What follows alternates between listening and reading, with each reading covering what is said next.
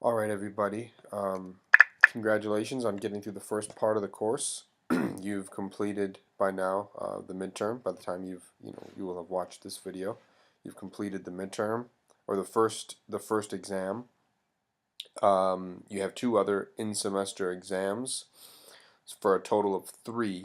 And remember, you do get to drop one of those three exams. Your lowest exam will be automatically dropped. So anyways, we're transitioning now into Chapter 6. I'll get Chapter 7 posted as quickly as possible as well. So this chapter is about interactivity, and which is the condition of communication in which simultaneous and continuous exchanges occur. It involves two or more parties in some kind of a give and take, and it's appropriate now because we're kind of in the age of interactivity. Think about the internet. You're constantly interacting with your excuse me, your computer screen, and the computer interface, right? You go to a website, you're clicking on hyperlinks, you're responding to stuff, you're commenting. So it's a very interactive environment. Think about being in an online chat and how interactive that can be. Email threads, watching YouTube channels, and now you have the ability to post videos, to put your own videos up, to like videos, to comment on videos, and so on and so forth, to send private messages to people. Same thing with Instagram, Facebook, Twitter, a lot of these social media sites. Playing an online game is interactive. Um, you can play video games now on, you wear your little headset even, and you can communicate with the person that you're playing against. I've only done that once. I did that I remember years ago I was playing Madden, the football, the NFL football game on PlayStation, and this kid was like, I don't remember where he was, but he was just like talking all kinds of trash. So I had to drop the headset so I could concentrate on the game.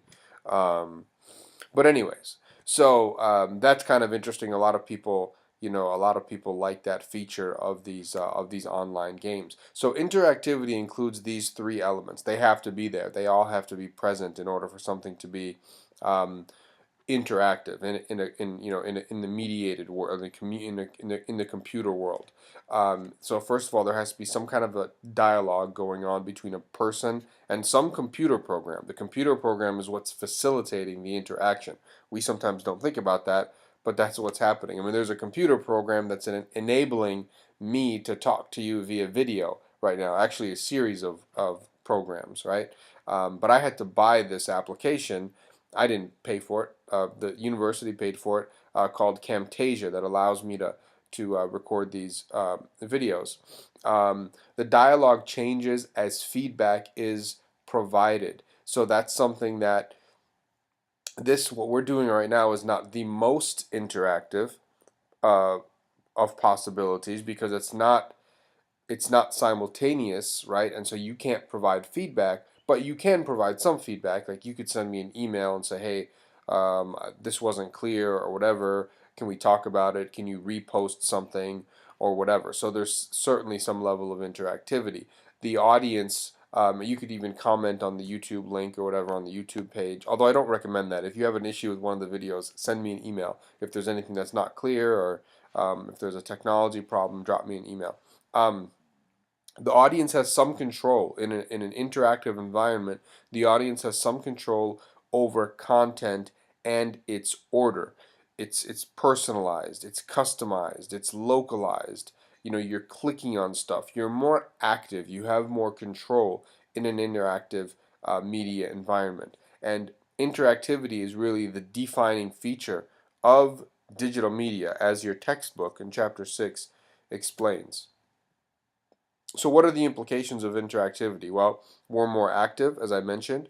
We have more control over content, right? You don't just sit back. That in some ways the TV experience, there's some interactivity with television, and certainly more so now.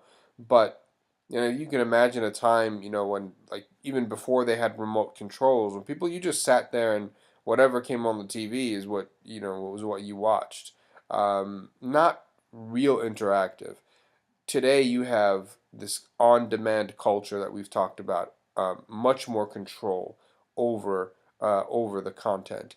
Our concept of narrative may be changing. I thought this was one of the more interesting things out of the chapter. Users may have less patience now with long, complex stories, and they may be more inclined to take hyperlinked detours. Have you ever noticed this with yourself? You're on a website, and it's like this really long, article or something that you're navigating through, and then all of a sudden you see a little link. Oh, that looks interesting, and you click on that, right? That's some people have suggested that we're not as patient anymore. Our brains are being rewired in this online environment, which is one of the reasons why some doctors recommend that kids not get a lot of screen time, because some doctors think that it affects the brain and the way the brain processes information. Um, Corrections are often user generated. They're more immediate, and they're also trickier, right? But now, excuse me, if you think about something that's posted on Facebook, an article on a news website or whatever, you can just email or put a comment in about a correction, and in many cases it can be corrected just like that. So it's more immediate. Think about that compared with like like a newspaper. Back in the day, or I mean, not back in the day, still today, they have hard copies of newspapers, but to issue corrections, it's difficult, right? I mean, at the very least you have to wait until the next day to publish the correction. Now, the online news sites, what they'll do is they'll correct it in many cases immediately on the website, right? Um, Companies and individuals can see how many clicks or likes a content post has generated, how many people have visited a particular site, how long visitors are staying at sites, and where they go next. They know where you go after you go to their site, right? And this kind of influences what content is posted in the future, because they're saying, well, we know what stuff is popular, and so we're gonna gear our efforts around that, right? Because they want to attract visitors. So, I write articles and stuff for some websites, news sites, and stuff like that, and I noticed that happened. I wrote an article, it got a lot of hits or whatever, and so then all of a sudden, they they would contact me and say, "Hey, can you write another article?" Right? So these are all things that are tracked by websites, and it's very easy for them to track these things. Um, Here's an assertion that I wanted to ask you about. I don't get a response from you because there's not as much interactivity as there would be if we were face to face right now. But you can at least ponder this question. Do you agree with this assertion that the ability to learn what others may be saying greatly democratizes our information environment? Do you think that our information environment is more democratic now, because it's kind of that marketplace of ideas. All of the ideas are in the marketplace. You get to see what other people think. You get to provide input, right? Think about that. Or do you think it's still very unequal, where really only a few people have a lot of power to truly affect the discourse, right? That's something for you to think about. Um, the user interface has changed quite a bit, over the past several decades. Think about TV. I mentioned this a few minutes ago. The remote control, when that was introduced, that did allow for some level of interactivity, right? So before they had remote controls, I mean, you had to get up every time you wanted to change the channel, and then they had a wired remote initially, produced by Zenith, and then Zenith also manufactured the first wireless remote control back in 1955. But now channel surfing became much easier, right? And that could be considered a form of multitasking. Now you can sit on your couch and change the channel. You can avoid commercials, right? So there's some level of interactivity there with your television. Keyboards have facilitated interactivity with typewriters and now with computers, right? interesting to note that the early keyboards were arranged alphabetically. They weren't arranged like, the QWERTY keyboard, the one that you're looking at right now as you're watching this, QWERTY, right?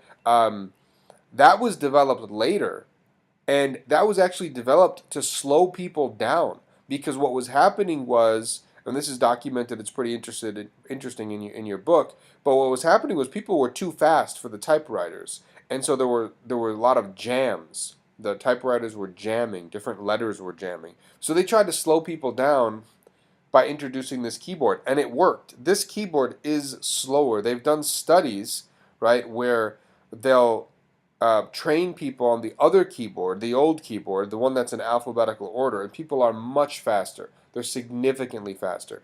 But we just kind of have stuck with this, the QWERTY keyboard, just because we're used to it, and people don't want to imagine the uproar if they all of a sudden said we all had to go take a new word processing class and learn a new keyboard. We would probably hold a revolt or something. The computer mouse facilitated interaction, as did touch screens, which is interesting that the first touch screens were associated with ATM machines. That's when they were kind of popularized in the 1970s. Natural input methods like voice recognition also facilitate interactivity. Voice recognition is one of those things that it's kind of surprising in a way that it hasn't taken off more than it has. I mean, it has. I mean, we have, like, you have Siri now on your. I mean, if you have like an iPhone or whatever. Siri, what do you think of this lecture that I'm giving? I think, therefore I am. But let's not put a cart before the horse. Okay, so I didn't practice that. That's actually pretty good. Look what she said. I don't know if you got that. She said, "I think, therefore I am." But let's not put. Can you see that? But let's not put Descartes before the horse. Do you get it? Descartes, the philosopher who said, "I think before I am." Okay. So, anyways, Siri, she's kind of a trip. One of the things that I didn't know that she could do, that my friend showed me a couple weeks ago, is that she can recognize what song is playing. Like, if there's a song playing in the background and you ask her, "What song is this, Siri?" she'll actually tell you what song it is. In not 100% of the time, but a lot of the time. So, anyways, but these are, I mean, certainly this is very interactive, right? All of these elements. Increased computer power and increased storage, the addition of audio and video, the creation of the GUI, the graphical user interface, also enhanced interactivity. And speaking of the GUI is our best friend. I mean, you're using the GUI right now, the graphical user interface, with the icons on your desktop and the pointer, and you've got your menus, you got your scroll down, all that stuff. Before that, it was just the text-based interface, and it was extremely difficult to use. Imagine if this is what you had to look at all day. I mean, and tell your computer, like, give it commands and stuff like that. So the GUI, the graphical user interface, was and is very significant. It helped facilitate and continues to help facilitate interactivity. So, speaking of interactivity, the internet, right? Computers couldn't communicate with one another prior to the internet, right? Now computers can communicate with one another, quite literally. I mean, that's what happens in the online. I mean, when you're online, computers are communicating with one another, and it happens really. The most explicit example of this, if you've ever called like customer service or whatever for your computer, and they take over your computer. Has that, I don't know what it's called, but where they can, like, they get your IP address and your serial number, and they can actually take over your computer and see your computer from where they are. It's kind of freaky, actually. The first time this happened to me, this was a long time ago when I worked. When I graduated college, I didn't go to graduate school right away. I got a job at Cigna Healthcare, and I was working there in 1999. And the first time I had a computer issue, I called our IT desk, for the corporation, And this guy was like, okay, I'm going to take over your computer and I'm going to fix the problem. I'm like, what are you talking about? And I'm on the phone with him and he's just like on my computer and like navigating through my computer. And I was like, whoa. But, um, but even, short of that, I mean, the kind of interaction that you engage in every day on the internet, that's made possible by, by the fact that that computers are able to communicate with one another. Some people don't know that the internet was initially a military defense project, right? It was an ARPANET project that was put out by the Department of Defense. And initially, what happened was, in those very early days, universities around the country were connected for high-speed computing applications and research. But it was not something that was widely available to the public. It was something that was very restricted to universities and to researchers, and it really wasn't popularized. Email was invented in 1971 by Ray Tomlinson. Um, and before that, there was no common language. So actually sending the information between computers was very difficult. So there was almost nobody using the internet, in 1969 or 1970, and even email. I mean, it wasn't popularized until a bit later. A protocol for the internet, IP, was developed in 1974, a key component of which was this transmission control protocol, the TCP. Um, and the department, this is discussed in your book, and the Department of Defense adopted TCP for ARPANET in those early years. But again, for those first several years, internet was very limited to university and government researchers. It was not widely available or accessible.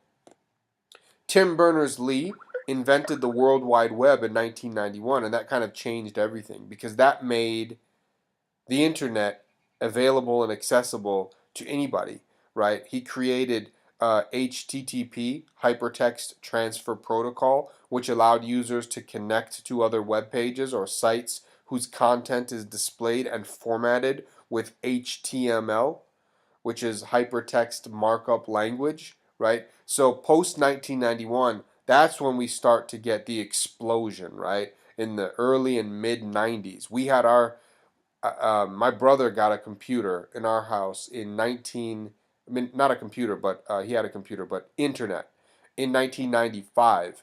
And I remember we were actually a little bit late. Like there were people that there were folks around who had, 1993, 1994 when I was still in high school. But by 95, we had a computer connected to the internet at home, and at that time I was in college and we were using the internet for limited uses, but we were using it. And then by the time I can remember when I went to the University of Minnesota when I transferred from St. Cloud State in 1996, 95, 96. By that time the internet was a big deal. And we were sending emails to our professors, and that became popular. So, but all of this was enabled by the World Wide Web, right, and HTML and HTTP. This is a quote from page 168. As a global electronic publishing medium accessed through the internet, the World Wide Web fostered the most fundamental shift in human communication since the printing press 5 centuries earlier. It enabled inexpensive many-to-many communication over distance and time while making computer use easier for many non-technical people. And I agree with this. Like it was massive. Like for some of you, most of you, probably all of you, you grew up with the internet. So it's like natural to you. You were in first grade and you were like on the internet, right? At school or whatever, they probably showed you stuff. So you grew up with it quite literally. For me, I'm not like super old, but I grew up in the age where when I was in high school, there was no internet. I had never heard of the internet when I was in high school. And all of a sudden, I can remember when the very first professor that included his email address on the syllabus. This was when I was at St. Cloud State, my freshman year in college. I went to St. Cloud State for 1 year. And I was like, what is this guy talking about? I had no idea. And it was actually kind of annoying because, when you're like naturally a little bit resistant to new things. But within a couple of years, I mean, we were sending emails and we were on the internet, and I was playing fantasy football online. by like I think it was 97 or 98. And so I've kind of experienced, and like your parents experienced, both of those worlds. And so I agree with this, that it was a fundamental shift in human communication. Maybe, and I think this is arguable, that is it the biggest shift that we've had in the last 500 years? Perhaps. Um, Web browsers have made the internet easy to navigate, and people are very particular about their web browsers, right? Some people like Safari, some people like Google Chrome, some people like Firefox. Internet Explorer is still very popular, but Mosaic was first created by Mark Andreessen in 1993. The name was changed to Netscape Navigator and then Netscape. I still remember Netscape Navigator. That's what we used way back in the day. Microsoft Explorer in '96 comes on and really takes over the market. By 1999, Internet Explorer had 99% of the browser market, and it still has a huge share, as you'll see in a minute, but not as big. I mean, not 99%. I mean, now you have Firefox, Google Chrome, Safari, so you have some major competition. And this is the market share as of January of 2014. So you have Internet Explorer at 58%, Firefox at 18. I was surprised that Safari was only 5.8%. Excuse me one second.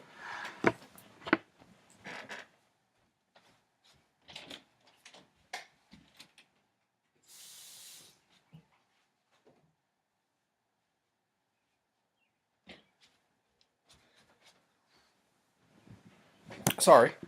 Just had to wipe my nose. And I could have stopped it, I guess. I think there's probably a way for me to like pause this, but then I would risk losing everything that I've done, and I don't want to do that. So, anyways, I was surprised that Safari was only 5.8%. But remember, things are probably skewed. Like, if you looked at the numbers inside the United States, they'd be different. This is global market share. So, my guess is that in the US, Internet Explorer is a lot lower than 58%, and Safari is quite a bit higher than 5.8%. But like when I've traveled, and I lived in Egypt, I lived in Qatar, I've traveled to a lot of different countries. Internet Explorer is like in Egypt. I mean, it's only Internet Explorer for the most part. I mean, that's all I see. All my family and friends in Egypt, they use Internet Explorer. So I kind of understand, why the numbers kind of shake out the way they do. Um, Internet speed is a major concern, right? In order to have this great, interactivity, and in order to experience the internet to its full capability and in all of its glory, you have to have speed, right? And I apologize if things are getting dark. It's evening. We're right before sunset. And I have very poor lighting in this room, but I'm too lazy to get up. And you don't need to see my face anyways. Nobody ever needs to see my face. I'm not very pretty. But bandwidth is what enables internet speed. What is bandwidth? One of my geek friends could probably explain this a lot better than I can. But I think the book actually does a nice job of kind of trying to dumb it down for those of us who are not as technologically inclined.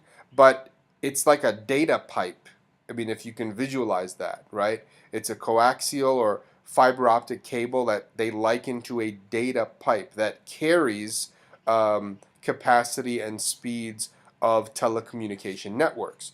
Um, Bandwidth determines how much information can be sent and how fast it can travel over the networks. That's a typo. It should say it can travel, not in can travel.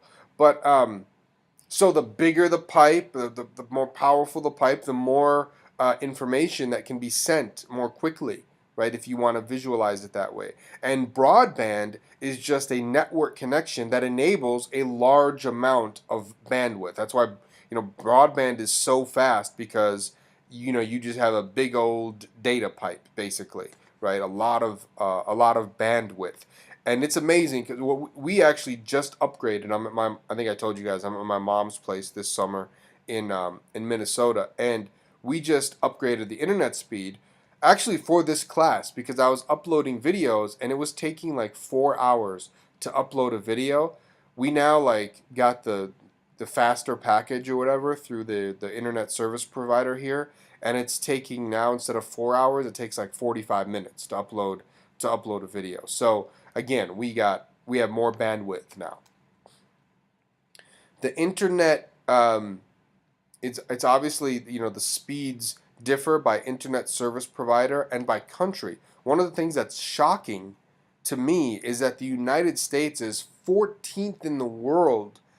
I mean, the internet was invented in the United States, right? You think of, I mean, Apple and Google and YouTube, and I mean, these are all, right, American companies. So it's like, in many ways, when people go online, in many ways they're interacting with America in some respects, because there's so many American computer products, Microsoft, right? But yet the internet, we're not that fast, comparatively speaking. I mean, South Korea, it's more than twice as fast as our internet connection here. And the thing that gets me is that in a lot of these countries, if you do a search for like internet speed and cost, the internet is actually cheaper in a lot of these places. And that's kind of mind-boggling, right? But that's just kind of the business model. Um, it's also more difficult, I think, in fairness, for the U. The U.S. is a massively large country. I don't know how, if you can appreciate how, if you've traveled around, if pick up a map. I mean, the United States is massive, right? And I don't mean in terms of population. I mean, it's relatively underpopulated for given how big it is. I mean, just in terms of geographical area, in terms of landmass. I mean, Alaska is huge. Montana, there's nobody in Montana. I still want evidence that there are people in Montana. I mean, there's like, I think I mean, I'm kidding, obviously, but there's like 1 million people in Montana. Montana is bigger than a lot of countries, okay? So the United States is a massive country, and so I think it becomes more difficult because you have to provide service to all these different areas, and especially these underpopulated rural areas where I think it's just more difficult to get internet, fast internet to. So South Korea is a lot smaller. It's probably a lot easier for them because they're dealing with that limited geographic space. So just, kind of in fairness there. Um, Peer-to-peer networks. Broadband speeds allow for fast distribution of content and have facilitated these P2P distribution networks, which operate without a centralized administrative system and allow people to share files with one another. This is very interesting. Um, the best example of this is probably the music industry with sites like Napster. What happens now is there's no centralized administrative system, and now you go onto the site and you post stuff, and then somebody else posts stuff, and you're sharing stuff, and there's no central admin, right? Sort of, in a way, very democratizing, but also raises a lot of ethical questions. Is it right? I mean, I think you can make a strong argument that it's not right that people are sharing music online for free. Because if people keep doing that and music companies can't make any money, then eventually music will die out. People aren't going to just do it for free, or at the very least, they're not going to do it at a very high quality for free. And this is kind of a diagram you can see on the left.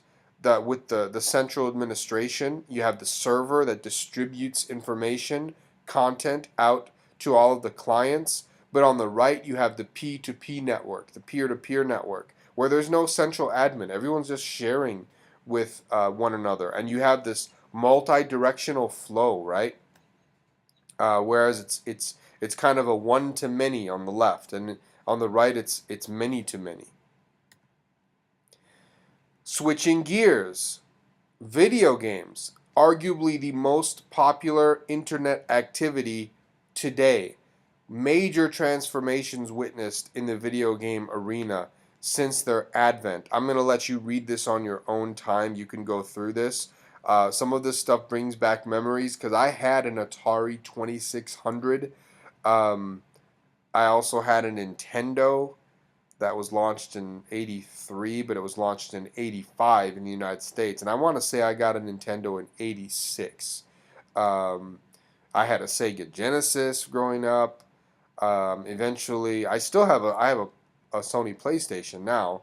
Um, the PlayStation 3. I do not have the 4, but you can just see how things have progressed, and it's remarkable the changes that have been made, particularly with respect to graphics. I mean, the games are so realistic, looking just in terms of what they look like now, but also the games have changed. The kind of games that have been released have changed. So games like World of Warcraft, these what they call these massively multiplayer online games. I mean, there are more than 10 million subscribers to this game, which I've never played. It seems interesting.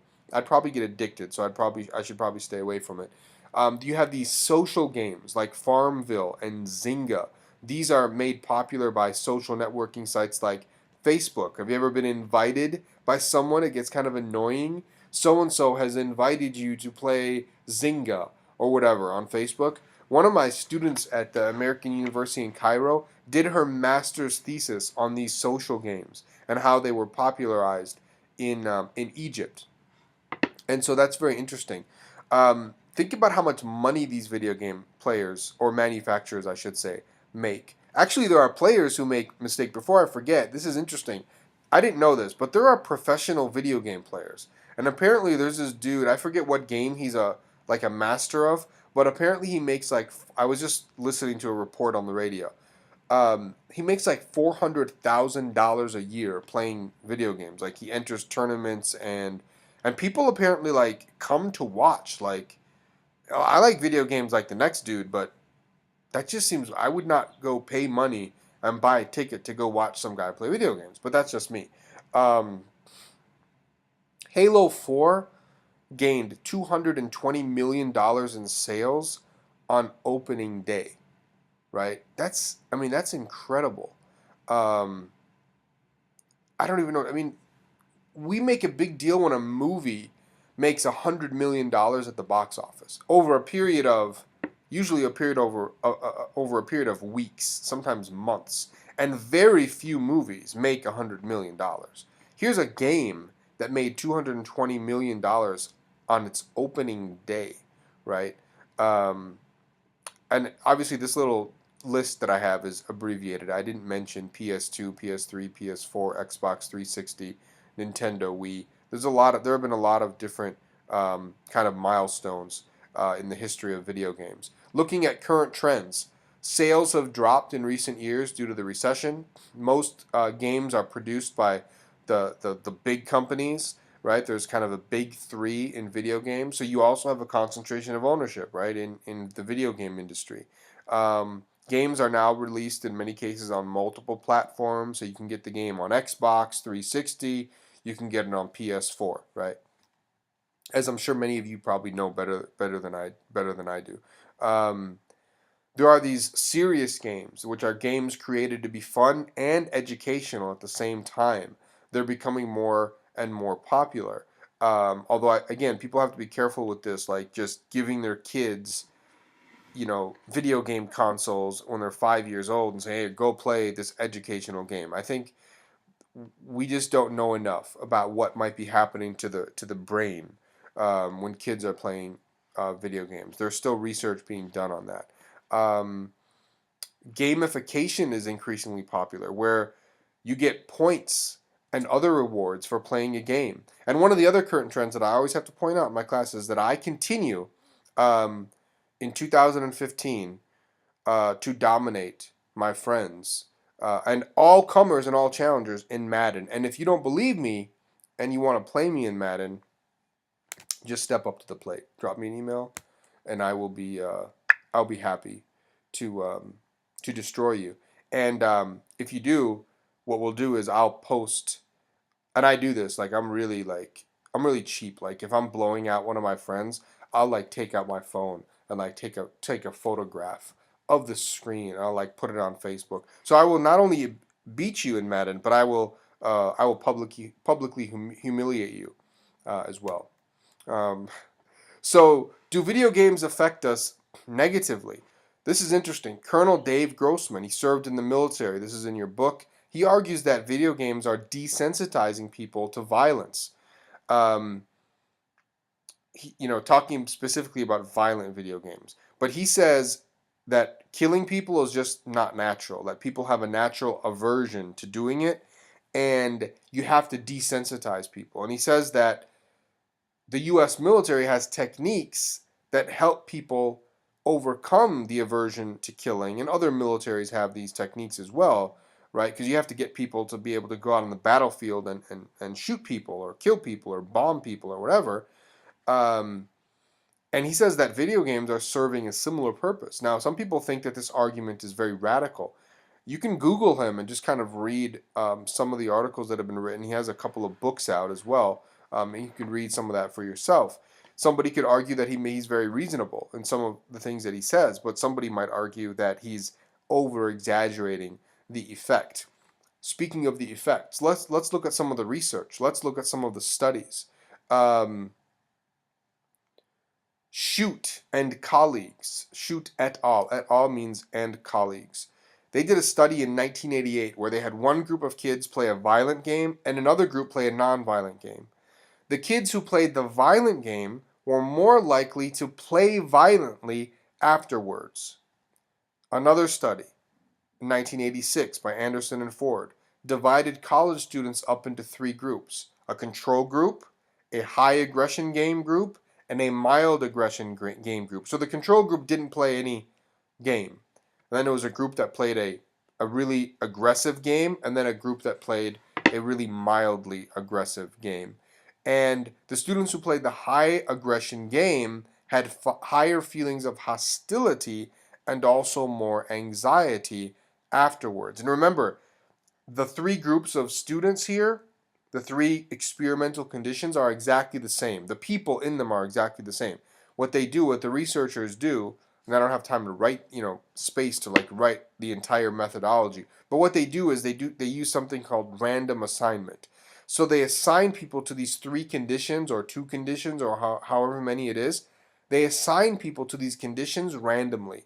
So you get assigned to the group randomly. And so all of the different groups are actually the same. Because when you assign people randomly, people are the same. So kind of law of averages, right? Over time, you're going to get equal distributions of gender and age and ability and, emotional states and so on and so forth. Let me turn the what little light I have, let me turn it on.